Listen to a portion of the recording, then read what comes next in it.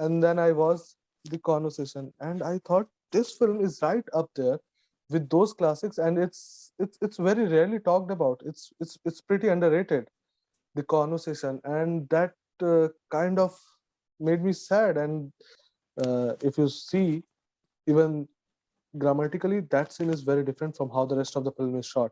That scene, opening scene, it's very kinetic. There are a lot of movements, lot of camera movements, very different angles, very absurd angles, I must say. But the rest of the film, it's very static.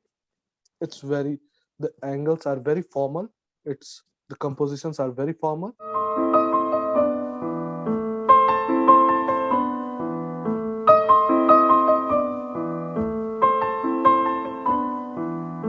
Hi Rahul, welcome to my podcast, which is called Spoiler Alert with me, Cinephile Sanket.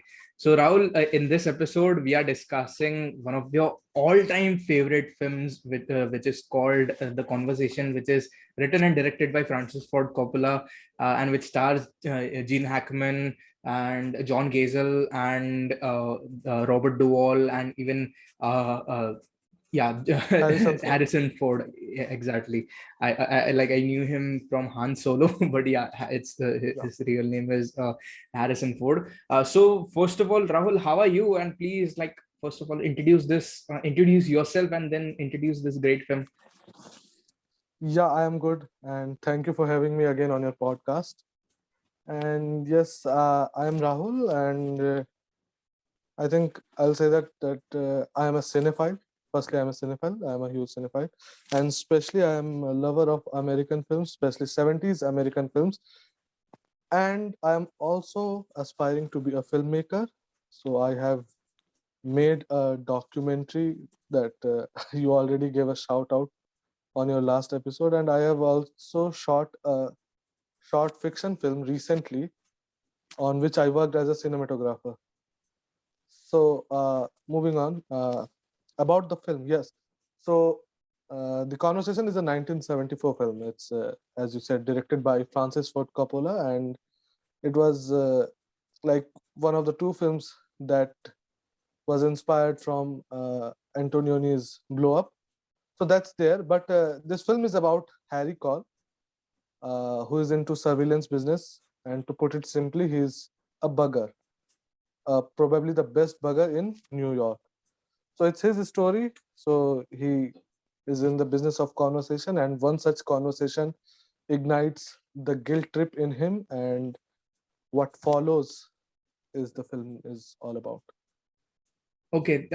So It's Rahul, when did you watch this film for the first time? This film, The Conversation. When did you watch this film? And when you watched this initially, what was your experience like? And then when you rewatched this, many times, since this is in the list of some of your all-time favorite films, so you might have rewatched it multiple times. So, what did you feel when you rewatched it? Just tell me like all about it.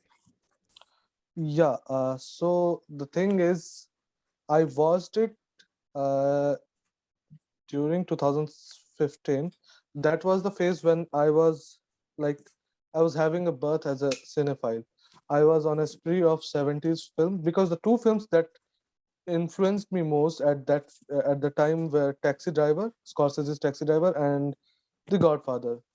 These are obvious ones. These are the films that most of us have liked, and they have originated the cinephilia in us. So those two films were like the beginning point for me, and from there on, I started finding films of these two filmmakers and was binging them. And I watched Coppola's Apocalypse Now. I loved it. And then I was The Conversation, and I thought this film is right up there with those classics, and it's very rarely talked about. It's pretty underrated, The Conversation, and that kind of made me sad. And because even in the hardcore cinephiles, if you talk about even among them, if you talk about Francis Ford Coppola or you discuss his films, the obvious choices will be Godfather 1 or the second part or the Apocalypse Now, and this film is just as good as them, but it's hardly ever talked about. So that kind of grew into me, and the film really grew into me, and the character. And one of the reasons why I love 70s cinema is because the protagonists in them, you see, the American films, the protagonists in their films have changed considerably over the time. In 40s, they were suave gentlemen, and then came the 50s. After the World War II happened, there was a phase where the protagonists were like anti-heroes. They were troubled, they had troubled past, they were army veterans, and they were doing things which are not expected from a hero. So that was changing. In 60s, it got back to American dream, like films of Easy normal Rider. family men's. Yeah. And but there were occasional films, there were occasions where protagonists were not that goody good, like in Bonnie and Clyde, and there are a few other examples. Like you said, one was Easy Rider. But in the 70s, after the Vietnam War was happening, and all with the Watergate incidents, the 70s films, and because of the boom of filmmakers of the what you may call film school wave of the American cinema, with filmmakers like Brian De Palma, Martin Scorsese, and George Lucas and Francis Ford Coppola taking over the reign. And what happened is that their films were reflective of the time, and their protagonists, they were not just some character of American cinema. They were the personification of everything that was wrong with American society. If you think about Travis Bickle or Harry Cole, who was Harry Cole? Harry Cole was the personification of the surveillance business that America was doing, and which is not right. So he was the personification of it, and that's why I loved this film, because it makes the audience to root for a protagonist, not root for, to have a journey with a protagonist who is not easily likable, who's very emotionally stagnant. He's not someone you can connect with emotionally. Almost all the protagonists of 70s cinema are like that. If you are relating with them, you are a terrible human being, because they are terrible. Protagonists are not the kind of human being you can simply appreciate. They have very questionable qualities about them. They have very questionable traits about them. So Harry Cole is one of those protagonists. And why he is so? Because should I say about it, or should we go about it later? No, no, no, Okay, you. absolutely. So the question was, I was going on and on, and the question was, what was my experience on the first watch and the rewatch? The first watch, I loved the film, as I said, and I thought, why isn't it talked about more? And when I rewatched it, I have watched it only thrice. The second time I watched it, maybe just just after a couple of weeks of the first watch, and the reaction was more or less the same, because nothing in that particular short span of time grew inside me that I could have different reaction to it. But when I watched it recently, I thought that this film is so relevant in today's time. This, of all the three films that were made around the same theme, Blow Up, Blow Out, and The Conversation, this one is the most relevant, and this one is the one which, like, how can I say, which questions the authority the most. Do you understand? Are you getting my point, Yeah, yeah, right? yeah. Sure, sure, sure. So that made me love this film more, and also I think it's one of the greatest character studies ever. It's such a great character study. It takes it, your protagonist is so morally questionable and so emotionally distant, but there is something about Gene Hackman, the way he plays Harry Cole, with such a dignity and such a, that there is something cryptic about him. He doesn't let you know what he's thinking. His actions doesn't tell you anything. He's just like a machine. A very And but private person. yeah, but even then, it's such a fascinating. He's such a fascinating character to look up to. So that was my reaction on the rewatch, and I also thought that this is, as I said, one of the greatest character studies, which I talk about later on. Why I think it's one of the greatest character studies, and it's a great thriller that Hmm. I think we all can agree upon. I also watched this film like just recently, not many years ago, like unlike you. Uh, but when I watched this film, same as you, I didn't like got it that much. Like I found it that much interesting. But when I watched this, like because I was expecting a thriller, like a Hollywood thriller, but like this film, I wouldn't say it's a thriller, but it's like a drama, like a slow burning drama. Uh, It's a slow burn thriller. I okay. think it's a slow burn thriller. It's disguised as a slow burn thriller, but it's actually a character study Okay, and a but very political film too, I must absolutely, say. absolutely, because all those themes are very much relevant. Because when I watched a video when James Mangold, the director of Logan, yeah, so he talked about this film just for a few seconds. He actually told that wow, this film is so much relevant over the years, and how much we have been connecting Unfortunately, the to. relevance has grown more over the years. It is Exactly, now even more relevant, and exactly, not exactly. just in American society, all over the world. I think it's very relevant in Indian political climate as well. Exactly, and I actually actually happened to watch the director's commentary. I just watched the director's commentary for just a few minutes only. But what I heard from the director, Francis Ford Coppola, is he actually wrote this film back in 1965, Yeah. and he was Yes. like about to make it. Like he was actually arranging the funding from for this film, and he wasn't getting it, since obviously typical Hollywood.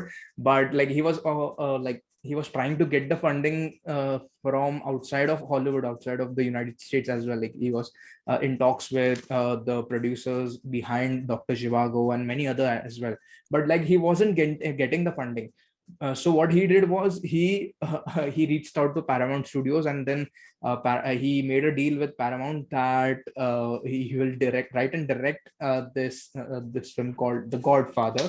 And if that's like, and because of The Godfather being a hit and winning the Oscars for Best Picture, Yeah. that's the reason. He got the license to make this. Exactly, like he got the funding from Paramount to make this film. And like I don't know what he was thinking. Like he actually, like Francis Ford Coppola in the director's documentary, he was just saying that like I wanted to write something original, like something like not I wasn't. He wasn't like up to adapting a novel or adapting a stage play, but like he was about to write something original, and this is like something super original and super relevant, I thought. And just before like recording this podcast, like actually there are very similar experiences which I actually had, which actually you also had, like we both had some similar experiences as well. Because he Harry Cole, the character, is very like vulnerable. Like I think he actually also is a practicing Catholic as well, I think, because he also talks to the priest and like confesses his wrongdoings as He's well. very religious and he's very insecure, I think. Absolutely, absolutely. But that's the reason. And then just at the end, I think this film is also karma in some way, I think, because his profession, Harry's profession, allows him to bug anyone who is the client. And at the end, when things go south for him, like he couldn't figure out like who is bugging him. Like like I don't know, like Yes. that's the blowing part of this film. I That's actually why thought. I thought that's why I think it's one of the greatest character studies. So the thing is, if you see the film, our character Harry Saul, he's an expert in surveillance. He can bug anyone, and he can produce the best of the sound, and he can hear any conversation. So that's what implied in from the first scene, and that has been established throughout the film, and And he's very even good at it. and even you also And what just talked happens? about, yeah, yeah, yeah, yeah. you Yeah. just So talk, sorry sorry, I'm just cutting you, but like you just talked about the first scene, and something just came to my mind from the first scene, because like the first scene itself actually tells us like this is a film about surveillance, because like we are watching from a POV of someone who is watching, like someone who is watching everyone from the above, and like he's listening to everyone and all those like people who are just down there in a square, like in a street in San Francisco. So that itself, I think, is some of the like the best part of the film as well. But yeah, go ahead. Sorry, I was cutting you. yeah, so I was saying that the film establishes very well that our protagonist, he's expert of his job. He's so good at it that he can bug anyone.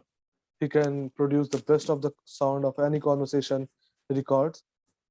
And throughout the film, after establishing this fact, what Francis Ford Coppola does is he tries to break this image that we have created of him in the mind. Uh, Midway through the film, what happens is that there is a character you must remember who's sort of introduced as a competitor. Yeah, yeah. Yeah, you remember? And when they were having the party, for the first time, you will see Harry Saul like opening up, and you see his vulnerable side when he talks to that lady about his own girlfriend. And that conversation was recorded by his competitor. To a And pen. for the first time, it was shown that what we are thinking of Harry Cole may not be true. He's not that good. There are people who are even better. But that was just like that was a scene which was depicted like he was cheated and or he was tricked. So we still have confidence on Harry Cole that he is very good. The second thing, when the ending, whatever he was thinking, and when he goes back to the place after returning from the hotel, and he sees the lady is there, but the director is not there. The director was killed.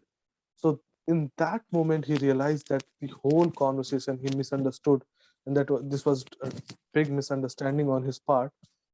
At that moment, we realized that, oh my God, even he is not that good, and that shatters his that ego, or say whatever the confidence he had on himself, The pride and he's he had. totally broken in that scene. And just after that, when Harrison Ford calls him and says, please don't do anything, we are listening to you, he just lost it. So what Francis Ford Coppola did it, he established an image of the protagonist and he shattered it completely by the end. Whatever the perception we make of Harry Cole is completely shattered by the end. And at that point, we are being questioned. The audience are being questioned. If this guy who's that good in surveillance, who can bug anyone, and who's so cynical and who's so private, if that one can get bugged, who the fuck are you? You can get bugged too. And someone is seeing you, someone is controlling you, but you are just not aware. But I think you just explained it so very much, so very like perfectly, and I actually like I actually had a film in mind which was actually based on these similar kind of themes, which is called The Lives of Others. It's a German film. Like it's some of my all-time favorite world cinema films. Like such a brilliant film. Like and that film is like The Lives of Others, and is very.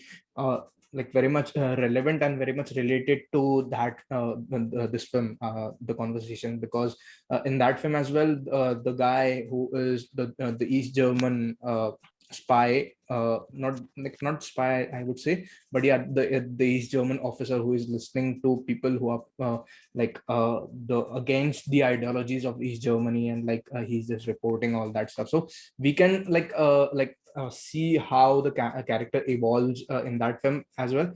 And I think that The Lives of Others is very much like heavily inspired from the conversation, because of the character Harry Cole, like how how much he what he faces in his career, as in the detective world as well.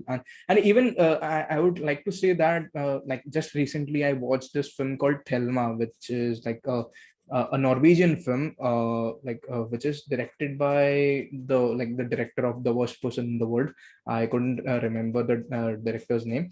Uh, but so that like the second shot of the film, I would say that is inspired by the conversation, because in that as well, like, I think he paid a homage to Francis Ford Coppola. I don't know, but uh, the whole the whole Zoom kind of thing that was like completely uh, That's that. inspired from that. That's okay. So that's Haxel Wessler's. So I think you know, or I'm not sure if you know that this film was being shot by Haxel Wessler. He was the DOP of this film. Mhm. I am not sure if I'm taking his name correct, but that cinematographer was also director of a very good political film. It's called Medium Cool, which was based about the media and news channels of the time. It was made in 1968. So he was the cinematographer of this film, but he shot the first scene, and that's his signature style. He shot films like that, where he blurs the line between reality and fiction. You can't make of it that if it's a fiction film or if it is a documentary. So that's his shooting style. But he had differences, creative differences with Francis Ford Coppola, and he was ultimately replaced by Bill Butler, who acted as the DOP of this film and who is also credited as the DOP. The former guy wasn't credited as a DOP, so that's why the first scene stands out from the rest of the film, because if you see, even grammatically, that scene is very different from how the rest of the film is shot. That scene, the opening scene, it's very, very kinetic. There are a lot of movements, lot of camera movements, very different angles, very absurd angles, I must say. But the rest of the film, it's very static. It's very, the angles are very formal. It's the compositions are very formal, and even if the camera is moving, the movements are very smooth and very slow. There are no abrupt zoom ins. There are no shots where you will think that the approach is voyeuristic. The approach is more intimate, to make you intimate with the character, the protagonist. Oh But wow. that can also be Francis Ford Coppola's decision, because in the first shot, he wanted to establish how the world of surveillance works. So that may also be a reason, but I'm pretty sure that's his style, because I have seen his film, and that's how he shoots it. Oh wow, like such a nice trivia, I would say, because I had no idea that this film had two DOPs. There are No, the many. film had only one DOP because No, he no, only shot the opening scene. exactly, but like still, like he wasn't credited, and I think that was some of my favorite shot of that of this film. Just zooming in, and Okay, even I so heard. my favorite shot would be the ending shot. The Oh, not the ending shot, but the ending scene, scene. when he Mhm. learns that when he learns that he's also been bugged. He has also been bugged, and then he starts thrashing his walls, tearing it up, tearing it all the paintings. Even he was shown to be a very religious person, and you remember what he does to the statue, the statue of Yeah. Jesus Christ that he had, how hardly he breaks it with his bare hands. So that's a great scene. And the scene where he's playing that trumpet or whatever that musical instrument is, and all around, it's just everything I is think like gone. you just said it very That's very rightly, because this is also a character study of loneliness as well. Like he is lonely all the time, I think. Many times he has definitely. John Casel's character, his partner, but he fires him after this project, but he also has Yeah, friends.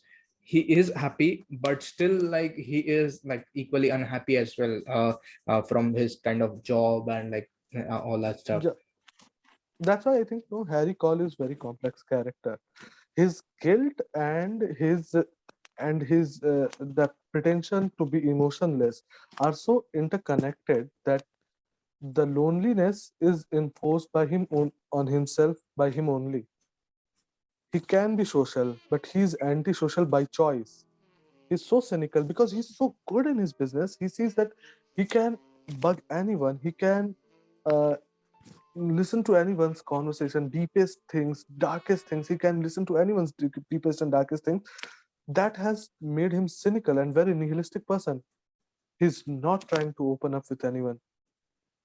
He thinks anyone might take advantage of it or whatever he thinks, but and there's also a guilt because as he's even says in the film, it's implied that 3 or 4 people of a family might have died because of his job, and that thing has somewhere it has put a seed of guilt inside him, which was triggered by the incident, by the main conversation that the film is about.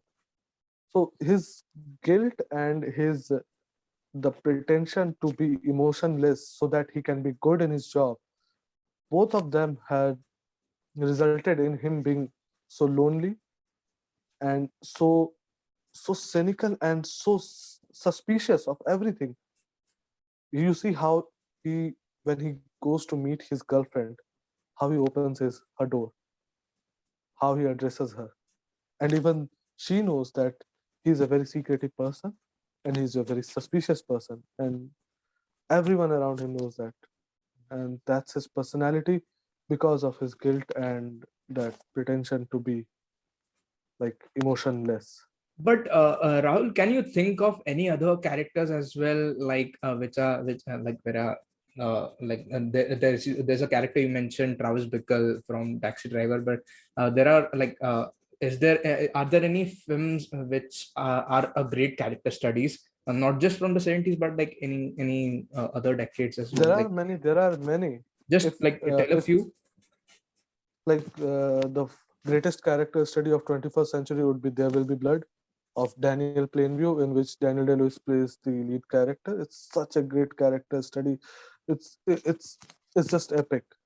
Mhm. It's an epic of my God, I can't describe in word how great that film is. Everything is perfect about it, from the performances, from the direction, the cinematography, the score of the film.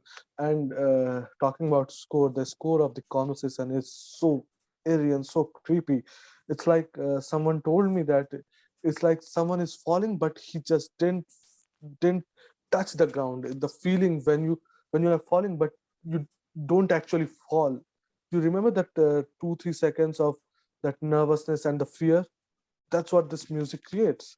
Mhm. This music creates the anxiety of that anxiety and paranoia of that level. I think David Shire scored this film, right? If Yeah, I'm not wrong. David Shire. Yeah, Yeah, David like Shire. he scored at The Godfather as well, if I remember Mm. correctly. But like such a brilliant music composer, I would say. Like I just listen to Godfather's theme like every time, but I don't know how often I'll listen to the conversation score, but like you said, it's such a great score, and it is quite like the I film think it's a itself great is. score, and the sound design of the film is brilliant. It's a masterclass. It should be taught in film schools. The sound design of this film, it has been used so efficiently, and so much of the story is told to you about just by the sound effects. That's Mhm. brilliant.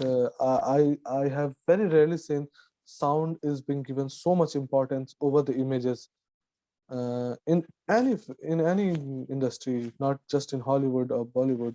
In any industry, the Oh, sound here is just as important as the visuals. It is as important as the visuals universally, but here it stands out as much as the visuals. oh, Sound okay. of the sound design of this film is just brilliant. Oh, okay, wow. But finally, Rahul, thank you like so much for coming to my podcast. Like, sadly, we have so less time to talk about your one of your all-time favorite films. Like Yeah, I am actually like I can go in and exactly, but go like on and on about even this. even myself, I can go on and on. Like we both know, we can go on and on about this film. But sadly, I'll have to end this conversation. But thank you so much once again for coming to my podcast and talking about one of your all-time favorite films. Like it's been a real pleasure and an honor having you on my podcast. Thank you for allowing me to have this conversation about the conversation. Uh, I'll sign off by saying what Roger Ebert said about this film, that this is a thriller from different time and different place, much more intelligent than the simplistic thrillers that were made then. And I think that statement holds true even now. It's unfortunate, but it's true even now because there are two reasons. Firstly, the quality of thrillers of American cinema is getting worse day by day, and the second is the relevance factor. It was relevant back then when the Watergate thing was happening in the America. It was reflective of that time, and it's reflective of the time we live in. The surveillance is a big issue. Even in India, we were having this debate like a couple of months ago. So you remember that, right? So if someone would have watched the conversation at that time, it would have hit him differently and way more strongly than it did hit us when we watched it first. Oh wow. But yeah, wow. I just like got to know some great things about this film as well. But thank you so much, Rahul. And I'll see you soon Thank you, in Sanket. another episode, I hope. Yeah, thank you, Sanket. I hope Okay. I'll Yeah. see you soon as well. Yeah. And goodbye. Goodbye and good night. Take care.